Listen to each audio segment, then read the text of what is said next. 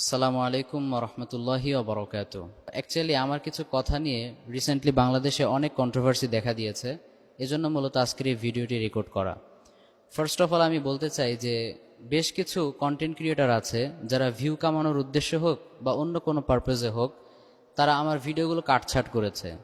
For example, আমি বলেছিলাম স্বামী স্ত্রীর জন্য প্রেম করা ফরজ, পুরো ভিডিওতে শুনলে বোঝা যাবে, বাট তারা জাস্ট এমনভাবে ভিডিওটা কাটছাট করেছে যাতে করে মনে হচ্ছে যে আমি জেনাকে বৈধতা দিচ্ছি, বাট কোশ্চিনকালে বিষয়টি এরকম নয়। আরেক ভিডিওতে বলেছিলাম ফেসবুকের একটা ছেলে পোস্ট করেছে যে সে তার গার্লফ্রেন্ডকে কিছু ইসলামিক বই গিফট করার পর তার সাথে সেই গার্লফ্রেন্ড ব্রেকআপ করে নিয়েছে, কিন্তু এটা এমনভাবে প্রচার করা হচ্ছে মনে হচ্ছে যেন আমি আমার গার্লফ্রেন্ডকে গিফট দিয়েছিলাম। বিষয়টি এরকম নয়। তো যাই হোক, হয়তোবা আমার দুর্বলতার কারণে আমি ভালোভাবে বোঝাতে পারিনি। সব মিলিয়ে আমি আমার অতীতের যত কর্মকাণ্ডে আপনাদেরকে কষ্ট দিয়েছে সবগুলোর জন্য আমি লজ্জিত এবং অনুতপ্ত।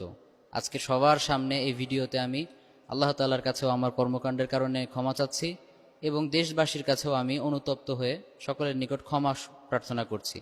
আশা করি আমার এই বিষয়গুলো আপনারা ক্ষমা সুন্দর দৃষ্টিতে দেখবেন এবং আপনাদের এই ভাইয়ের জন্য দোয়া করবেন, আমি যেন ভবিষ্যতে ভালো কিছু আপনাদেরকে কোরআন সুন্নাহ থেকে প্রোভাইড করতে পারি ইনশাআল্লাহ।